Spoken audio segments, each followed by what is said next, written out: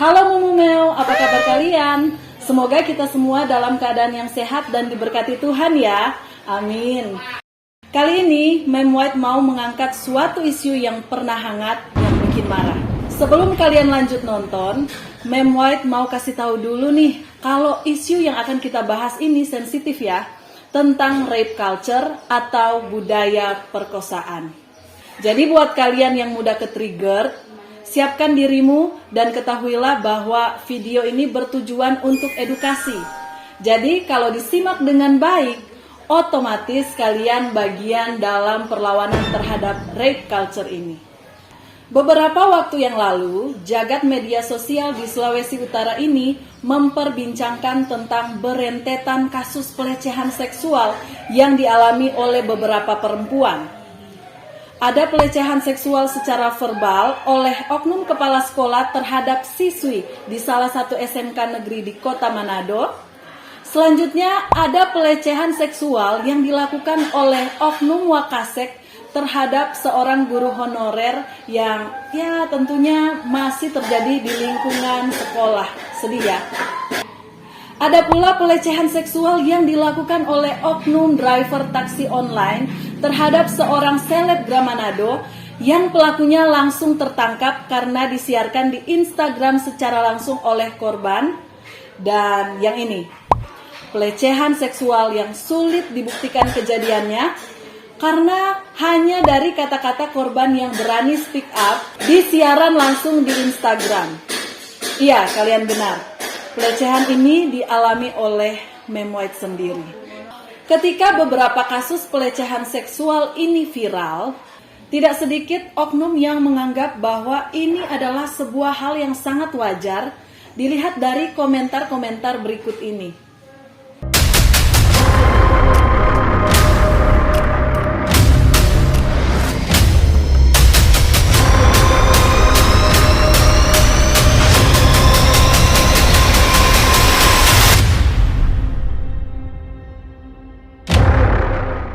Bahkan ada oknum yang berkata, berlebihan, cuma dipegang saja kok. Kami di Jawa kalau naik bis itu berdempet-dempetan dan seringkali dipegang-pegang, entah sengaja atau tidak, biasa aja tuh. Miris bukan? Perkataan-perkataan seperti ini menandakan bahwa rape culture atau budaya perkosaan adalah suatu hal yang dianggap wajar atau biasa saja karena sikap masyarakat terhadap gender atau seksualitas. Apa? Perkosaan? Perkosaan kan hal yang buruk. Kenapa harus dijadikan budaya? Sebetulnya tidak demikian. Budaya perkosaan bukanlah membudayakan perilaku pemerkosaan, bukan ya? Yang dimaksud budaya perkosaan atau rape culture sebenarnya adalah sebuah idiom yang diungkapkan oleh para aktivis feminis pada akhir tahun 1970-an. Mereka menggunakan idiom ini untuk meminimalisir adanya ketimpangan gender yang terjadi pada masa itu, di mana patriarki yang memegang kontrol masyarakat, sehingga kuatnya pandangan bahwa perempuan wajar dilecehkan. Lalu idiom ini kembali populer pada tahun 2016 setelah adanya kasus pemerkosaan yang begitu menggegerkan di Rio de Janeiro, di mana 30 orang pria dewasa memperkosa seorang gadis 16 tahun dan mengunggah video serangan seksual tersebut di media sosial sehingga viral. Kemudian istilah rape culture ini digaungkan sampai saat ini karena memang kondisi masyarakat di berbagai belahan dunia yang masih terjebak dalam budaya perkosaan. Tak terkecuali Indonesia. Kalian tahu tidak betapa Indonesia darurat edukasi budaya perkosaan?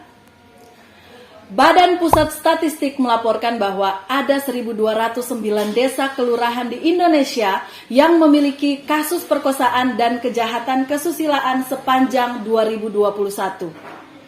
Kemudian, Kementerian Pemberdayaan Perempuan dan Perlindungan Anak mencatat ada 10.328 kekerasan seksual sepanjang 2021 dan 9.135 kekerasan seksual pada tahun 2022 hingga 9 November 2022. Banyak bukan? Itu yang dilapor loh. Bagaimana dengan kejadian-kejadian yang tidak dilapor? Bayangkan banyaknya. Rasanya hampir setiap hari kasus pemerkosaan muncul di portal berita.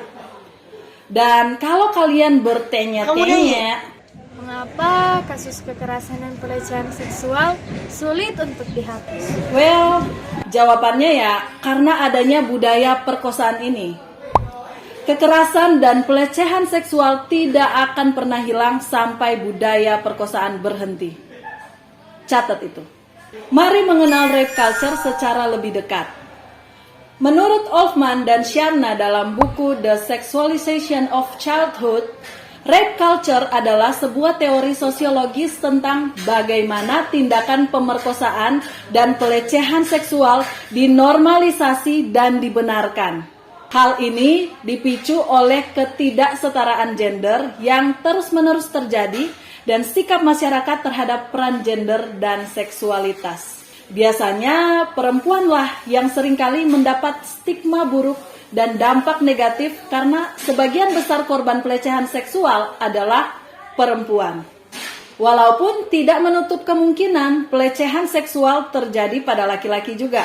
Mem White pikir kita semua sependapat ya, bahwa siapapun pelaku kekerasan dan atau pelecehan seksual, entah perempuan ataupun laki-laki, patut disalahkan atas perbuatannya. Setuju? Curahkan pendapatmu di kolom komentar di bawah ini ya. Kalau kalian berpikir bahwa budaya perkosaan hanya membahas tentang pemerkosaan dan bagaimana cara mengurangi kasus pemerkosaan, maka kalian juga butuh edukasi ini.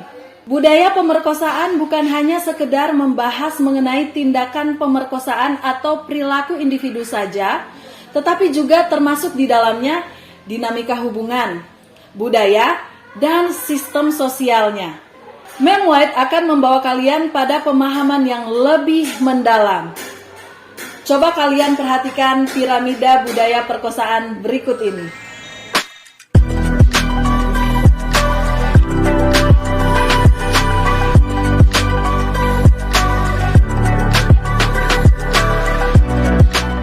Bagaimana?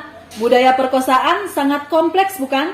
Kita hampir terbiasa menemui di jalan segerombolan laki-laki yang kemudian memoncongkan mulutnya, mengeluarkan suara menyerupai peluit yang nyaring ke arah perempuan saat berjalan sendirian. Hari ini kita menyebutnya dengan istilah catcalling. Hal seperti itu seolah dianggap normal oleh masyarakat. Dianggap sebagai bentuk pujian karena perempuan tersebut cantik dan seksi sehingga pantas digoda. Padahal catcalling bukan hal sepele. Dan catat ya, catcalling bukan bentuk pujian. Justru catcalling merupakan bentuk intimidasi. Bentuk apa? Ya, intimidasi. Dan kadang punya maksud dan tujuan tertentu. Wow, intimidasi, lebay sekali. Oh, kalau begitu dengarkan penjelasannya ya, biar kalian paham. Kembali lagi ke betapa besarnya pengaruh ideologi patriarki terhadap budaya perkosaan. Apalagi di Indonesia ya, ideologi patriarki yang menganak-emaskan laki-laki menjadikan perempuan sebagai second sex atau setengah manusia. Hal ini kemudian selalu memposisikan laki-laki lebih unggul dibandingkan perempuan. Laki-laki sebagai pengambil keputusan dan laki-laki yang memimpin. Laki-laki sering diposisikan sebagai penanggung jawab dalam urusan mencari nafkah, dan laki-laki juga lebih banyak berkiprah di ranah publik yang memungkinkan untuk mengembangkan diri dan beraktivitas di luar rumah. Sedangkan perempuan hanya diposisikan di ranah domestik, tugas-tugas reproduksi, pengasuhan dan pendidikan anak, mengurus rumah tangga, dan melayani suami. Nah, konstruksi sosial yang mengatribusi jenis kelamin inilah yang berlaku juga pada pelecehan seksual. Seperti catcalling tadi yang Mem White bilang, yang merupakan bentuk intimidasi. Kenapa?